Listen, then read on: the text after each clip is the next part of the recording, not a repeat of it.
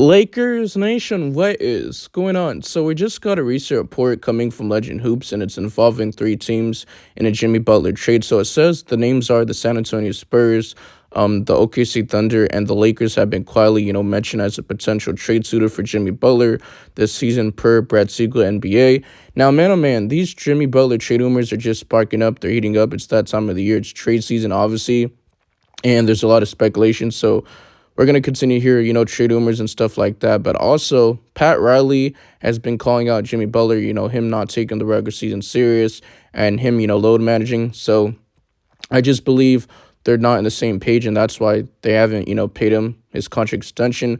But they're not in a rush to pay him, right? But also, you got the San Antonio Spurs. I mean, you got Victor Wembanyama in year two playing, actually ridiculous. He won Rookie of the Year last year in his first year, but he's making around $12, $13 million. I guess they can make that push for Jimmy Butler. But one, what do you want to play for that team? I get it, just because he's a generational, once-in-a-lifetime, type of player. Usually those players don't usually grow on trees. But Victor Wembanyama dropped 30 points. He had 10 freaking blocks. That is actually incredible. I would just stay the course.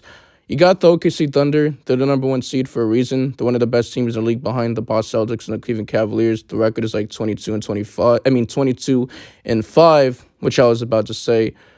But if I'm OKC, I would stay the course. You don't want to break that up. Make a push for a 35-year-old, player in Jimmy Butler. And you see teams trying to, break the duo like the Minnesota Timberwolves, trading Karl-Anthony Towns. And this team is just not the same. I'm just giving you examples. So OKC, I would just focus on Cam Johnson. They're showing interest in that type of player, 3-and-D wing.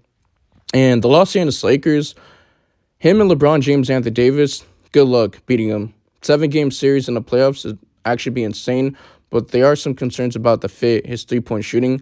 But he's one of the few stars in the league that is one to sacrifice his body, dive through loose balls, provide the energy, that spark, that tenacity. If he's not dropping, 10-plus points, 20-plus points, or 50-point game, he doesn't care.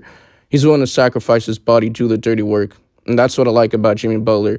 There's a reason why they call him Jimmy Buckets in the playoffs. But Jimmy Butler, when you look at his contract, it's not very, cheap. It's very high. 3 years, $146 million. His average annual salary is around $48.7 million. The following year, 2025-26, he does have a player option, so he could pick it up. But he'll become unrestricted free agent 2026-27 NBA season. And there's a lot of things going on between him and, his agent, Brittany Lee. But he did list some, teams like the Phoenix Suns. Obviously, that team is showing interest in Jimmy Butler. You got the Dallas Mavericks, the Houston Rockets. But in my personal opinion, I just feel like that one team that just makes the most sense for Jimmy Butler in the trade is probably the Golden State Warriors. I mean, that team is looking to pair a third star next to Stephen Curry. But even then, if I'm the Lakers, I'm staying far away from Jimmy Butler. There's literally reports coming out that the Lakers are not showing interest in Jimmy Butler, or they're not trying to go after him, or even Zach LaVine or Brandon Ingram. But if I'm the Lakers, I'm at least, making the phone call. I'm gauging in talks and seeing what they want. Like, if they're asking for D'Angelo Russell, Rui Hachimura, Austin Reeves, Gabe Vincent, Dalton Connect, and 2 first-round picks, I'm hanging up the call. But you got to at least do your due diligence, make the phone call. That's just my whole thoughts and whole situation. But make sure you guys like the video, run the algorithm, trying to push it to more people, help the audience get it to more people. Also subscribe. We're on the road to 3K subs. And turn on the notification bell so you guys get notified for future Lakers content. But I also want to mention, the Phoenix Suns thing again. They could probably, swap Bradley Beal for Jimmy Butler, right? But the Phoenix Suns, when they got Bradley Beal, it just didn't make too much sense. I mean, Devin Booker and him, they play the same style. I mean, they have their each own skill set, but you still got Kevin Durant, and that's why it just hasn't worked out. But can you imagine having a Jimmy Butler on the Phoenix Suns with Kevin Durant? Good luck. But once again, the Los Angeles Lakers are in a position to, try to win an NBA championship. They can't be in the middle of a road team. They got to go all in, or either pick a lane, pick a direction, go all in, or, rebuild, trade LeBron James to the Golden State Warriors and, look forward from here, right? You still got Anthony Davis on contract to like 2028. But Zach LaVine's much cheaper. Obviously, his contract is more years, 5 years, $250 million. But his average annual salary is making around $43 million.